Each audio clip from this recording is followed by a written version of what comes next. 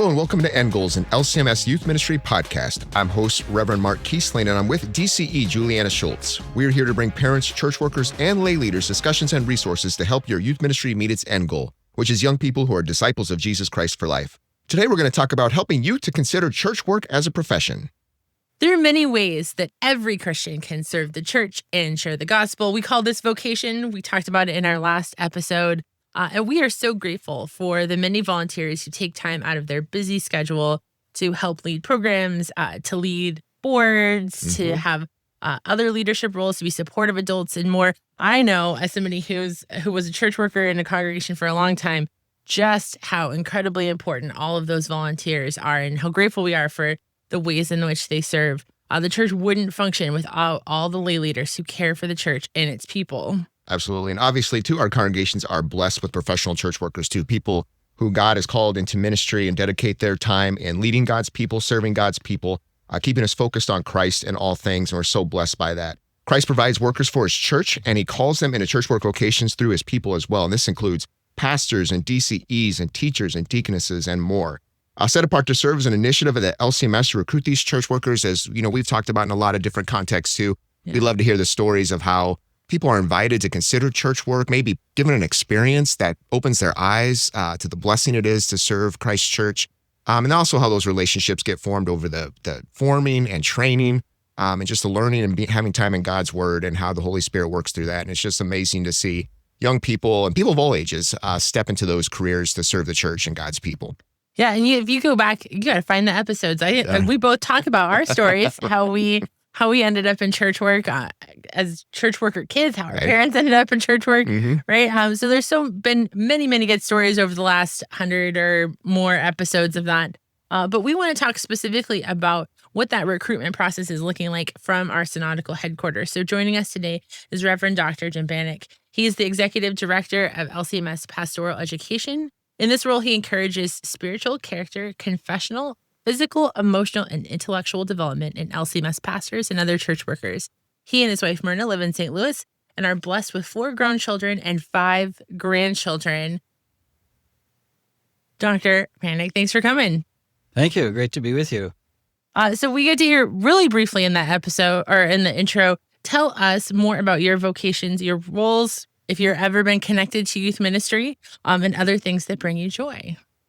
Well, first of all, the introduction, I'm up to 10 grandchildren. Oh my goodness. Awesome. That was the last time you were here just 3 years ago. That's great. My word. And the latest was 2 days ago. Oh, congratulations. That's awesome. Baby girl. So we're very, very excited. That's great. Oh, what a blessing. If we could show pictures, I'd show you pictures. Yeah. But so that's one of my greatest joys, actually, is my family. Yeah. And that is my wife and all of my 4 children are married, and then the 10 grandchildren. They're all very involved in the church. None of them are church workers, needless to say, and I'm the church worker recruiter guy. But they're very involved. And so my vocation as husband and father, you know, my wife and I have devotions every morning at breakfast time. And our prayer always is, Lord, may our children and their spouses and grandchildren know Jesus Christ and have eternal salvation.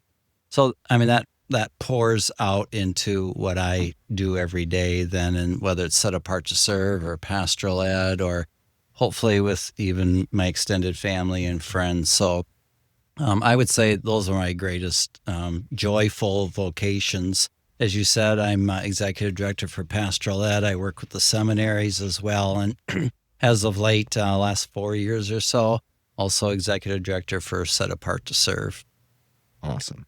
Well, we get to see you in some contexts. You come out to youth lead, connect with the youth gathering, national, other things.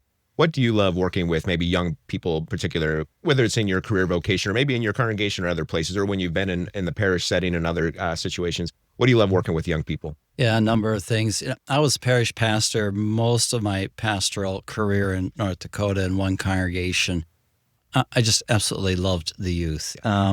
They bring an energy, and I've also noticed even like working with Youth Lead, even today, or my ministry many years ago, they're serious about their faith. Mm-hmm. And I think that's just exciting to see that. They're serious in conversations. If I sit down and talk, like at Youth Lead, at lunch with them and start talking to them about their faith or where they're going to go in life, this is a serious matter to them, a joyful matter. I mean, they're excited and such. So I that's what I would say. In my own congregation, I've just been noticing lately, I'm at Our Savior in Fenton, and there's not a lot, but there's more and more younger families now. As a matter of fact, so as you're sitting in communion and the hymns are all done, you're watching the people, right? And I'm noticing these young moms and dads bringing their children. They have 2, 3, 4 children. And I approached one just the other day and I said, we've never met, but I see you every Sunday here, and you're bringing your, I think, 2 children and one on the way. I said, tell me why you do that.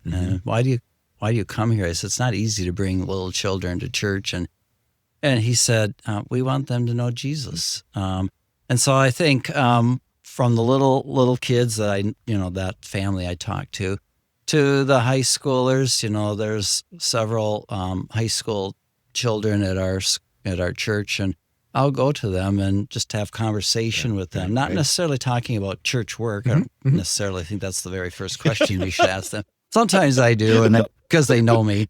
But it's just fun talking about their ideas and their hopes and aspirations. Yeah, that's fantastic.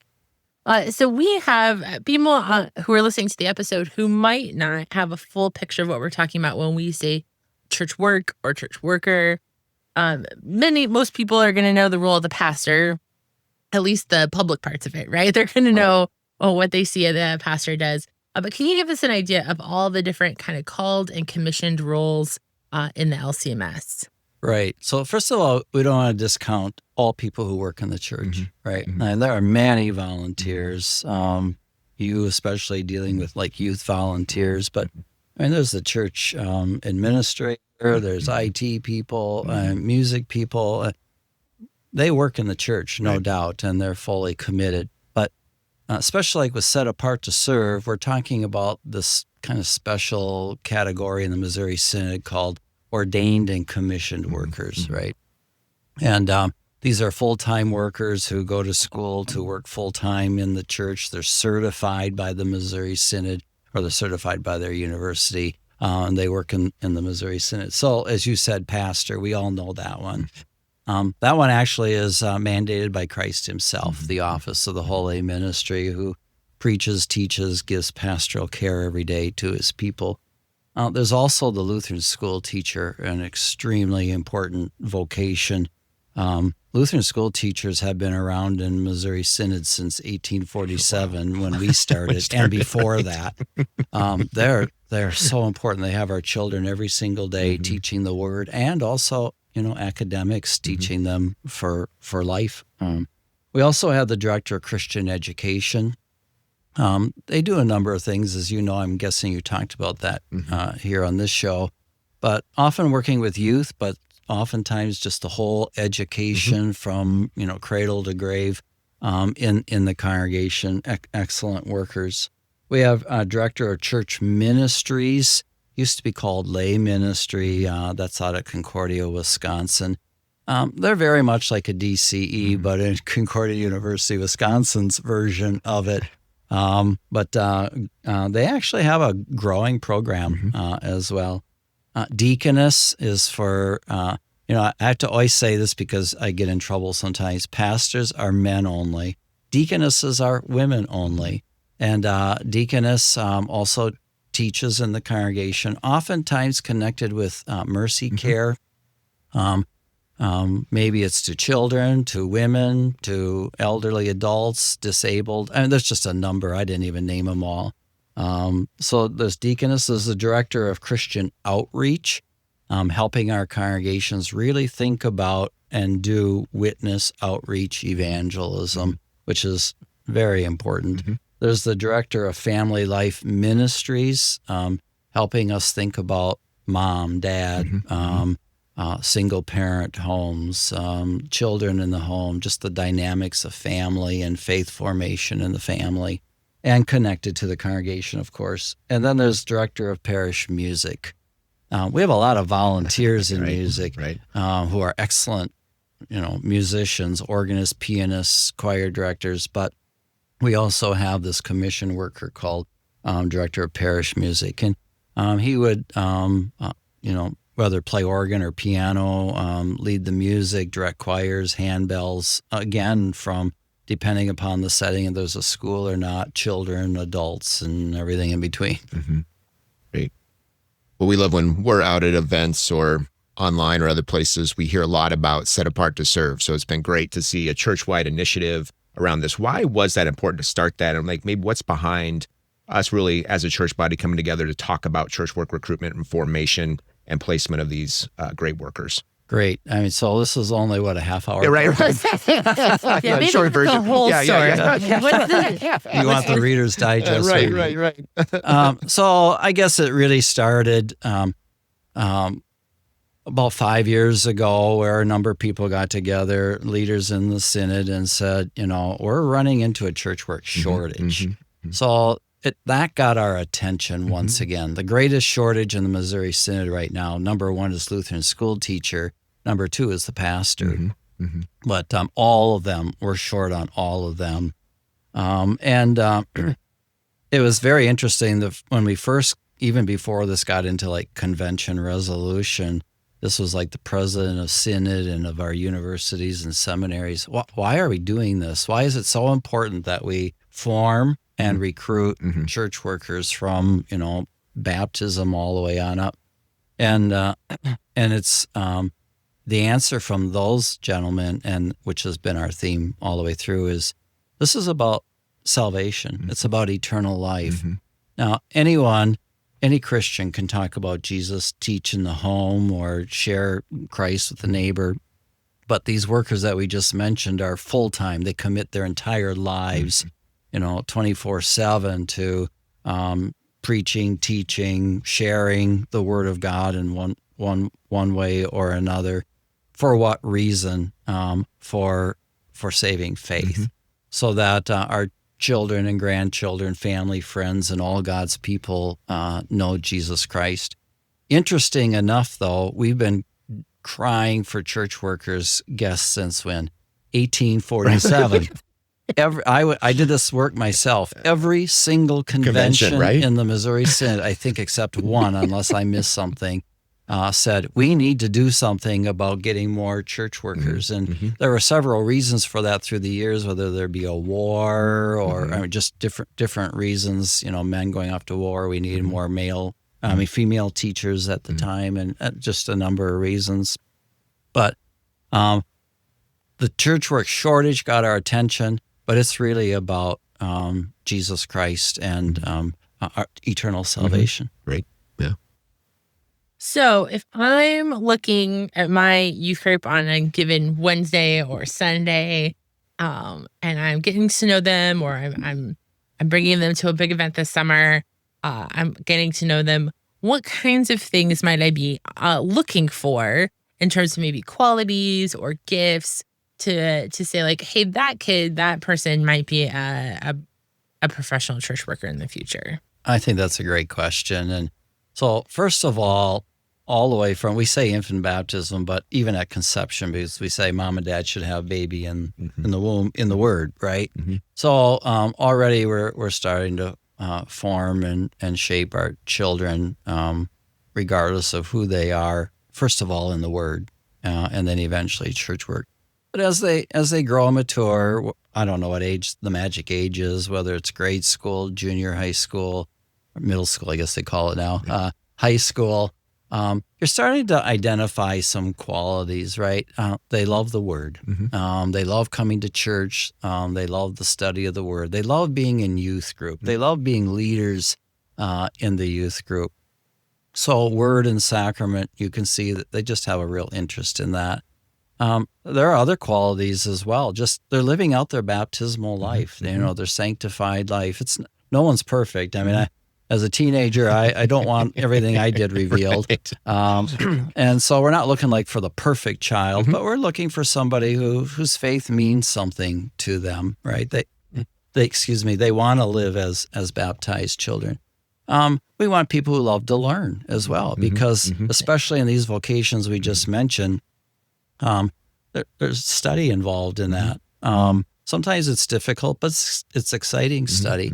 So just a number of things. But with all that said, we don't want to discount anyone. I mean, it could be Johnny, who's always in trouble, who might make the best pastor someday, or a Lutheran school teacher, or DCE, or whatever it is. So something that I think is important, maybe this is something you were going to ask, but I'll say it anyway, is just the relationships that are built. It's not just we're always looking for qualities in the youth, but we have a responsibility on our own as volunteer youth workers or pastors or parents, and that is just building a relationship.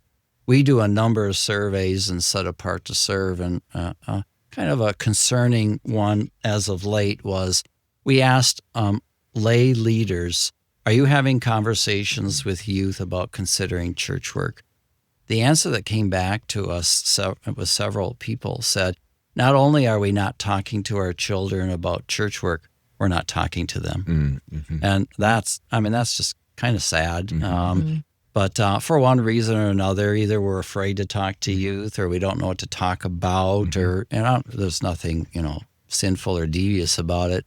But I guess I would just really encourage us. Not only are we looking for characteristics in our youth, but in ourselves. Just get to know these kids, get to know what they love, their sports, their music, their family life, what's on their heart and mind, what are their concerns about the world and the future. And out of that grows a wonderful relationship where we very much may say to them, I think you'd be a great DC. I think you'd be a great Lutheran school teacher. Let me journey with you through that. Besides those conversations, what are some other things maybe you're finding or focusing on with Set Apart to Serve that are other ways, as steps, resources that would encourage a young person to consider church work? Yeah, very good. All of our resources have been tested, like through pilot projects out in the field, whether that be with laity or parents or Lutheran school teachers or DCEs. Not every DC is testing our material, just in case someone's saying, well, I haven't been a part of that. But we do try to get a good spectrum of individuals. And so the resources that are on our website, I personally just think they're really excellent. I guess I'd have to say that, but I really do think they were. If I were a pastor, I'd look at them and say, hey, these are pretty good resources. And if you go to the website, they're divided by vocation. There's a bunch of resources for pastors. There's a bunch of resources for commissioned workers, a bunch of resources for youth workers, for districts, for parents, for laity. Many of those resources are the same in all those categories, but if I'm a lay worker, a youth worker, I can go to that column and see them. And so there are resources about from little on up, how do we start forming the faith, right? It doesn't take a rocket scientist, but sometimes we just need reminding. Have them in the Word, take them to Sunday school, family devotions, and so on. Other resources are teaching vocation from little on up. We have a resource out with Concordia Publishing House, a curriculum, and that begins with preschool. And especially with vocation, it's not necessarily going to, my wife teaches preschool, and I hear stories about 3-year-olds sometimes. It's not that you're going to go to them and say, I think you should be a pastor, although you may, because I go to my grandkids and say that.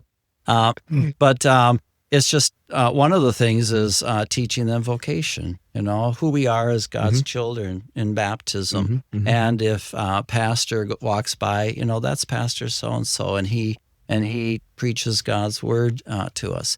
As they get older, we start talking about the church work vocations, especially the ones we mentioned here just a few moments ago. And so we have those resources of how to talk to kids at various age levels about vocation, about their faith, but also then considering church work. We have mentoring programs. We have job shadowing programs. We have resources just for parents. How do you sit down at home and talk to your children about their faith and about church work? The same with, youth workers or pastors, just different guides. There's Q&A about, okay, now I'm starting to think about college, what university did I go to? How do I afford this university? And by the way, all the universities are coming way down. Right. They're working so hard, not only with Set Apart to Serve, but on their own as well, of just making it very affordable for our youth to be church workers. Yeah, I would highly encourage you. We'll put a link to the website in the show notes. I love you have a booklet that talks about all the different church works. Super simple. So if you're like, I don't remember all the ones that you talked about at the start, you have to listen to the episode a bunch of times.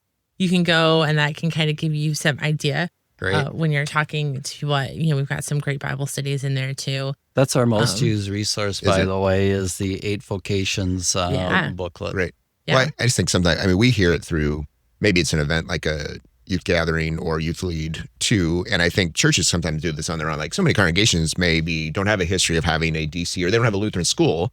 And yet you got someone who, I know this was like my sister's case. She's a Lutheran teacher. We didn't have a Lutheran school growing up, but she knew, I want to teach, I want to talk about Jesus. So, and to be able to have combo. Luckily I had a mom that was a Lutheran teacher and was able to say, well, there's a way to do that. And so let's keep talking about that. And so I think some people who maybe don't have that history, or their church doesn't have it, those booklets are so helpful to be able to say, let's have a conversation about, we may not have it here, but we've got a church body who does provide that, and be able to encourage them that way. So I think it's really helpful. The booklet actually came out of like the National Youth League where I was at, and I was talking to those kids like 4 years ago, whatever it was. And we were new at this, and didn't know it. We still don't know everything, but there was a lot to learn.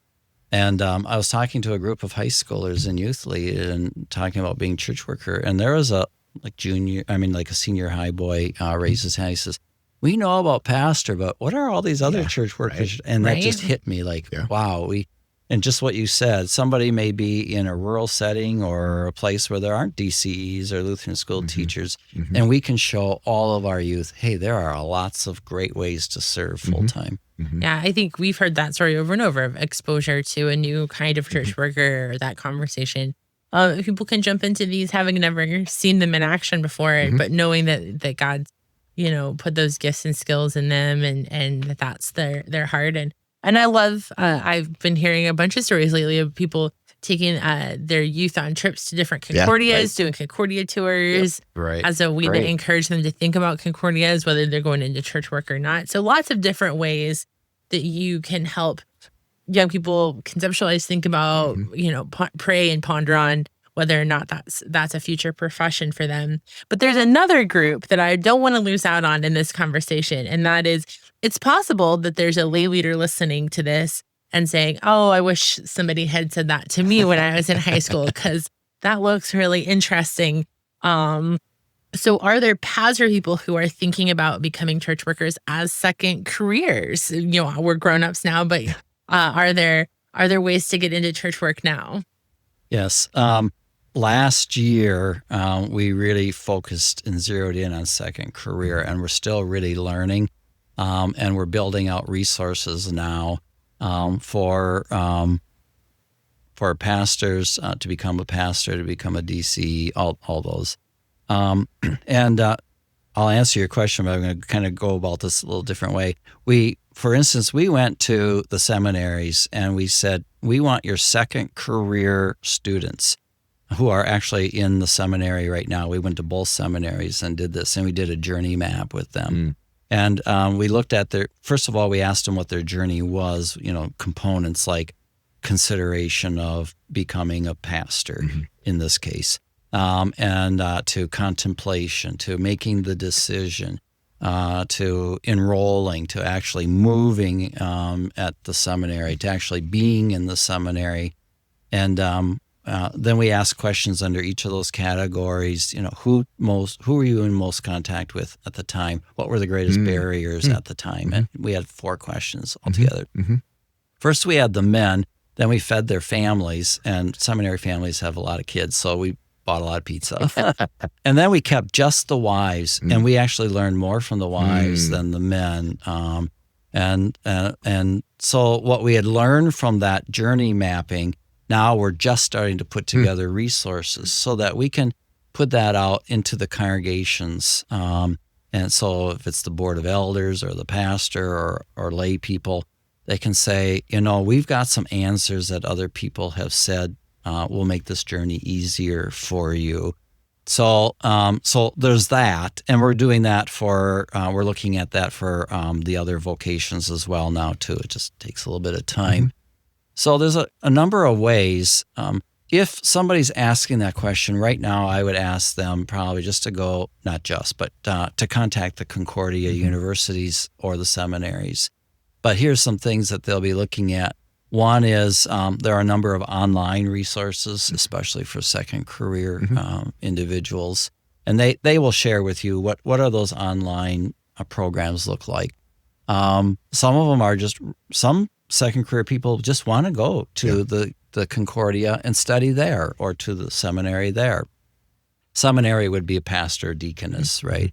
And then there's also this thing called colloquy, which is, that would take another 2 hours to talk about. The colloquy program in all areas, whether it's ordained or commissioned, is under the auspices of the first vice president of Synod. And we're working with him and with the CUS system of, first of all, colloquy is very confusing. And so how do we make this less confusing? How do we send the same and correct message to all parties across the Synod? So we're working on like a little tutorial video with Peter Lang. And no offense to Peter Lang or to me, but we said, we don't need an old talking head in these videos. We need somebody kind of young and vibrant and looks really good on video. And so that's all what we're working on. We're looking at resources, a Q&A. So colloquy, online, residential. And we have a lot of second career. I mean, we have a lot of individuals right now who are contacting us saying, hey, I'm considering second career teacher or pastor. What do I do? So. And there's some huge, as somebody who was in ministry, who's worked with second career people many, many times, like there is a huge vibrancy and depth of understanding of what the world is like and how to minister. That, wisdom, knowledge, all so many gifts when somebody hears that call maybe later in life. Exactly. And does that. So one final question. Hey, how can we support our current church workers and encourage them in their longevity? That's really important. And set apart to serve, one of the questions we asked is, are you talking to kids about church work or youth about church work? We asked that of our current church workers. And it was 4 years ago, about 48% said, yeah, we are, which meant 52 are not. And so we asked, why are you not? And there were a number of reasons, but one answer that kept coming back is how they were treated, how they felt about their current vocation, a lot of stresses and trials and such. By the way, that number has moved from 48 to 88% in the last 4 years. That's awesome. That's great. Has. Yeah. However, we are working with worker wellness in Office of National Mission. Concordia plans the district presidents, and we said we have got to address salaries of our church workers, how they are treated as baptized children of God. Sometimes I think we feel we can just say anything to a church worker and he or she can handle it. Well, they have feelings too.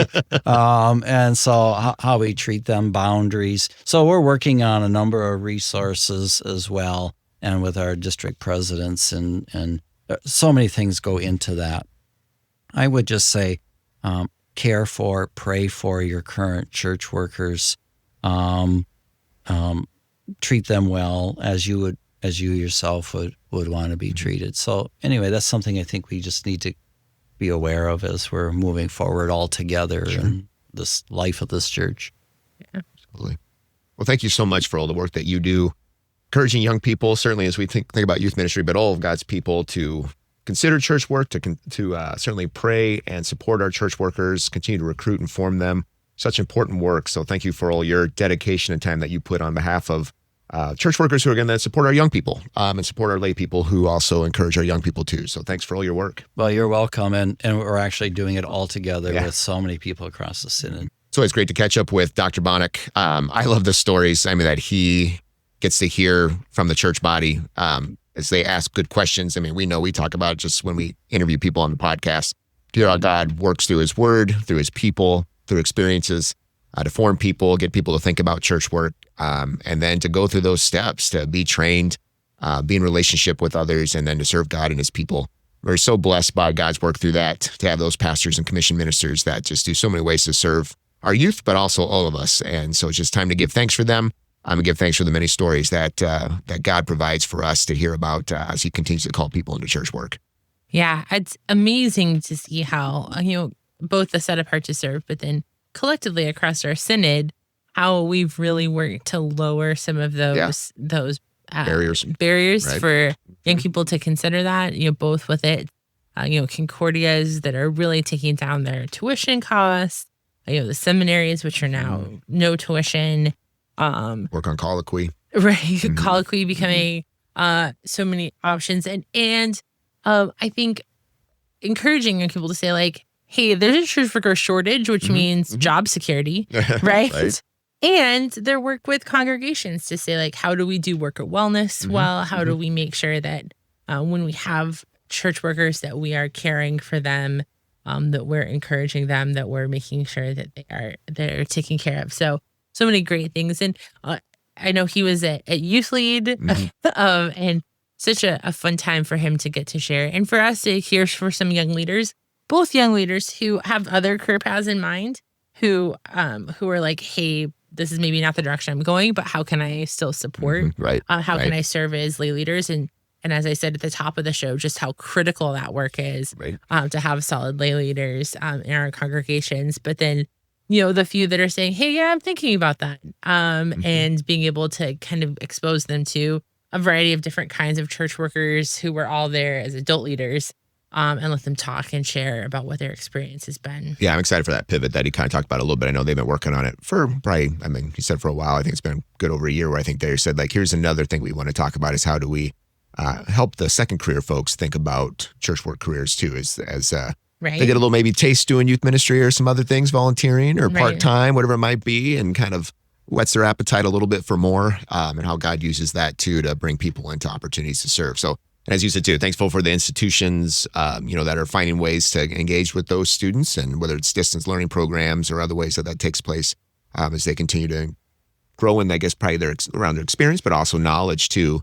and to be able to take that on is just awesome. So thankful for all the efforts taking place there. Right. And you and I both know the power of that conversation with that young person. Yes. I came in before college, but just ever so last minute. Right, Mark, you were out in the career field. Before that conversation really kind of hit its mark. And so it's not just one time, right? It's a bunch of conversations over time that can feed that. Yeah. As God used all those times, I think of, people in my life growing up that would ask the question, so you're going to do what your dad does? Of course, the answer is always no for years and years. And then, so. And it's a beautiful thing. And as a church worker, just so blessed and humbled to be able to do this work. And so grateful that there is an opportunity to professionally share the gospel and to care for God's people in this way. It is a gift, and we'd encourage other people to consider it as well. So a couple of closing questions for you to consider. What young people do you want to talk to more about being potential church workers? How can you provide opportunities or resources to help youth prayerfully consider church work careers? And finally, how can you support your current church workers? We will continue to keep you in our prayers as you serve the church in various ways and encourage youth and adults to consider professional church work. End Goals Podcast is a production of LCMS Youth Ministry and KFUO Radio. To find link mentioned in the episode or more about LCMS Youth Ministry, go to kfuo.org/youthministry and find resources for youth ministry at youthesource.com. Thank you for listening and caring for the young people of our church.